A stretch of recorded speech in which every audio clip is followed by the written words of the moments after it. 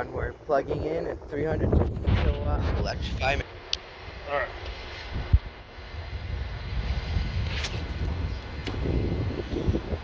Look at that. Look at that. Get the big boy. We're gonna get that out of there. the dust cap. Dust cap for the fancy stuff there. There we go. The vehicle. The Rivian was just here, so it should work. Guest, member. Tap your phone. I thought we were a guest. Oh, tap. Or I guess we're not. Oh. I thought the member is a monthly fee, but I got the cheap one. okay.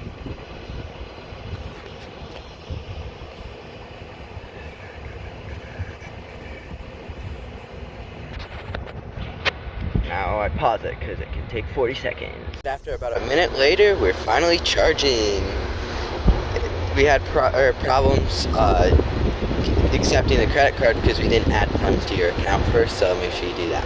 And you can tell it's charging because the 19 minutes until 80%. The thing is blinking. 19 minutes. Okay, well, we'll see. We'll see. But the Kia website says something like 18 minutes 0 to 80. Not 0, it's like 10. Oh, okay, then. We were under. So then, true as claims. True as claims. Let's hope there's no charging faults. And oh yeah, is there a way to pull out the plug while the electricity's live? Should I test it? No.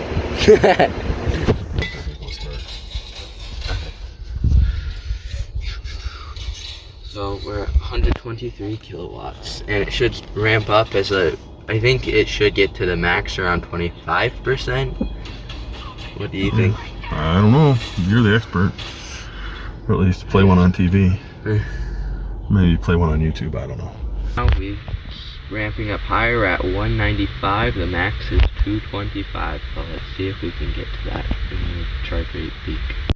At 40%, we reached 225. Guys, after it hit max at 42, we're at 56 right now, and we're now down to 151. There's also now a Mach-E pulling in. Originally there was a Rivian charging where we were. Oh, it's gone. I wonder how long we're going to stay at 150 kilowatts for before it ramps down to the next stage maybe. I'm not sure. Seems to be going at stages where it stays at a consistent kilowatt and all of a sudden shoots up or shoots down. Now at 60% battery, we ramped down to 130 kilowatts. At 62%, it went from 130 back up to 180 after it ramped down to 130 kilowatts at its peak at 225. So I don't know why it's zigzagging, but kind of interesting. I wonder if the Mach-E that plugged in had anything to do with it, even though it was still had it plugged in, like it plugged in and we sped up. There's still a Mach-E next to us in the 350 kilowatt station, so I don't know what's going on with that. And I'm outside at the charger. It says we're 1 minute to go, but you can see that it is lighting up and blinking. We're at 79.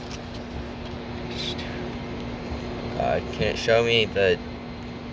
Okay, so it says,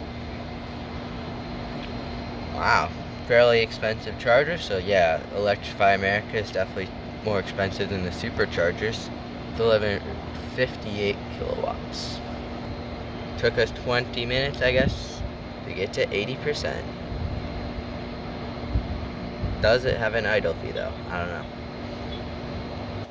New update, we're at 84%, $26. This is how much it's going to cost, because I'm going to stop it right here. And actually, before I stop it, I want to see, will it like let me pull it out and shock me? Will it? It stopped it, yay. Stopped it. And then you can pull it out. Didn't shock me, so that's good. got the dust cap back on there, and click this little button. Okay, so what do you think about the cost? Well, the cost was a little more than I was anticipating, but I understand, and still way cheaper than gas. It may throw off my return on investment timing somewhat, but I think we'll be okay. But we're only planning on doing it once because we're going to get a home charger installed, and those are 1/4 of the cost. So yeah, I say, I mean, it's once in a while, it's, you know, you're gonna have something like that, and we're gonna have to pay for it, and that's okay. I mean, that's I also don't blame him. Those stations cost over $100,000 to install, the little ones. well, we could have just left it overnight at the Nissan dealer. Yep. You pay for time, or you pay for you pay in time, or you pay in money. You know, those are two things, or two ways to pay for something. Or you solve the problem on your own, so like getting a home solution. Well, you're still paying. There's still things you're paying for, and still things you're doing. Like I said, you're paying for. If you're paying with time, you know, that's what you're doing at home. You know, and it takes longer, and it's convenient in lots of ways, but it's less convenient in the sense that, you know, if you're low and you need some stuff, it's gonna take a little time. But, yeah, you can't just bring your home with you, so. But you know, here we needed to fill it up, and we were able to fill it up. It was relatively convenient to do that, but yeah, I was amazed how quick it was. I just sat in the filming the whole time without even getting out to walk anywhere, or like, because we were just filling up because we haven't installed a home charger yet. So I was very impressed with the charging time on the 800-volt system. it's advertised. So we're leaving the station with. So how was the charging experience? Was there any problems, and would a less capable person have been able to figure it out? Well, I assume a less capable person would be able to figure it out, because plenty of people do. It was a little bit of a challenge, because this wasn't really the first time I tried to charge. I tried to charge earlier today at one station, and there was a voltage station there, but it wasn't even on yet. Or it looked like it was on, looked like it was working. I could take it off, plug it in. There was no sign, but there's no display. But it was lighted up, but lighted up, that's not a word, it's lit up, I believe. But yeah. Anyway, that didn't work, so I had to search out a new station. We found a 350 watt or kilowatt. 350 watt would be kind of small. 350 kilowatt station out in Novi here by the Walmart Supercenter, which was nice, convenient. That was Electrify America, right? So had to download the app and set that up, which was not hard. Little stumbling block, I had to add money to it first before it would accept it on my phone. Or when I tried to pay, it would fail. But then we had the money preset on the phone thing, and then that did work.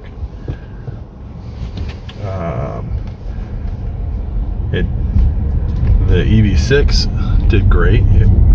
It charged as fast as advertised. We went from less than 10% to over 80%, and right around 20 minutes. 20 minutes, and it was at 80% in under 18, I believe. So we let it go a little bit longer, and it started slowing down there, but that's typical. So yeah, that went really well. I guess the only other thing was I was a little surprised at how much it cost. I not expecting it to be in the $20 range. It was $25, I think, but that's still way less expensive than anything else when it comes to fuel. Good. That's a DTE solar farm, which is the power company that supplies power to our house. So no, it's not a coal-powered EV, even though it probably is. So. Yeah, who knows if those are actually on? They're all just fake.